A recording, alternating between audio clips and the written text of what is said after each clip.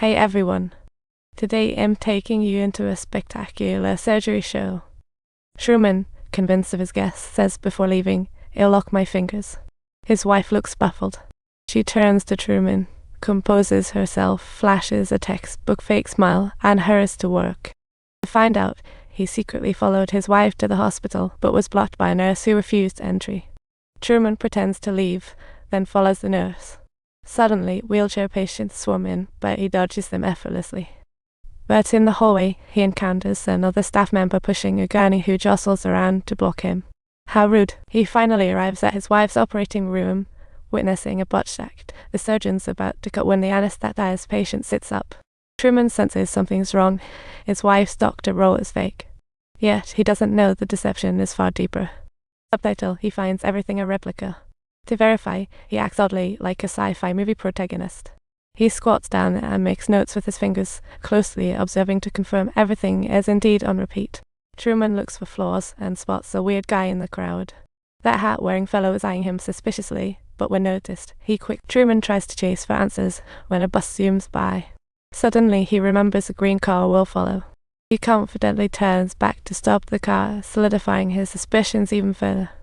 He intentionally runs forward, turns and barges into a never-visited company. People inside are stunned. Still in routine, they've never seen Truman, so they panic and flee. When the elevator opens, he finds it's a TV show's backstage, not an elevator, and security guards boot him out. This morning experiences lead Truman to many bizarre scenes, but that's just scratching the surface. The truth is even more shocking. In fact, Truman lives on a giant stage, Paradise Island, with cameras filming him 24/7. Over 5,000 cameras broadcast Truman's life 24/7, with 1.7 billion viewers seeing his birth, 220 nations watching him walk. The island's sea, sky, and people are fake, living with Truman for 30 years. He lives unknowingly under camera surveillance.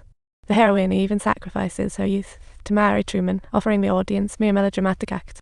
That's why the director made The Truman Show, the most popular global reality show, with annual profits rivaling a small nation's GDP. Everything here can become an ad. The director plants advertisements everywhere on Truman's route to work and in everyday products with immediate profitability.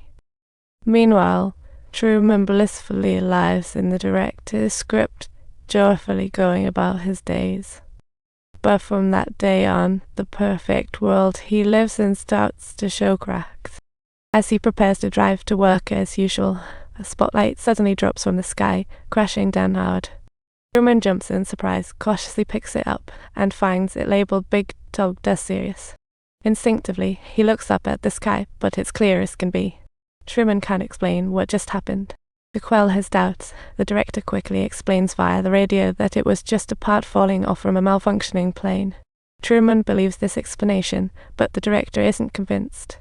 He instructs the manager to specifically arrange for Truman to complete an insurance deal on the neighboring island. Truman seems uneasy about going there. The manager warns him that if he doesn't complete this deal, he might lose his job. To keep his job, Truman reluctantly heads to the dock, but once he arrives, he finds himself terrified of the water. He stops next to a sunken boat, his legs go limp with fear, and he ultimately can't overcome his psychological block. It turns out young Truman sailed with his father, but his father decided to return midway. Truman persisted and encountered a storm. He watched helplessly as his father fell into the ocean and disappeared, with no body ever found. That's how he developed a fear of the director breathes a sigh of relief seeing that Truman is still afraid. Truman has a very best friend who absolutely loves beer. Of course, that's an ad too. Haha, it's a delicious beer. He tells Marlon he's considering quitting. Truman wants to leave Paradise Island, and his desire grows stronger. Suddenly, it starts pouring rain, and as Truman stands up to leave, he realizes it's only raining over his head, as if the program has buffered. After a while, Truman shares his travel plans with his wife, but she brings up car loans and mortgages trapping him. The director urges his wife to comfort Truman. If loans fail, have a baby. Life crushes unrealistic fantasies, but settled lives can spiral out of control unexpectedly.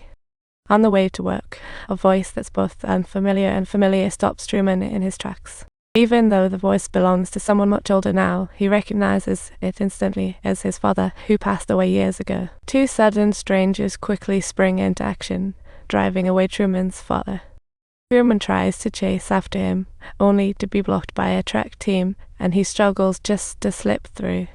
A person with documents obstructs him again, and Truman feels as if he's hit a taboo. Everyone on the street is stopping him from moving forward. Truman watches his father taken away, turns to his mother, and worships one of them.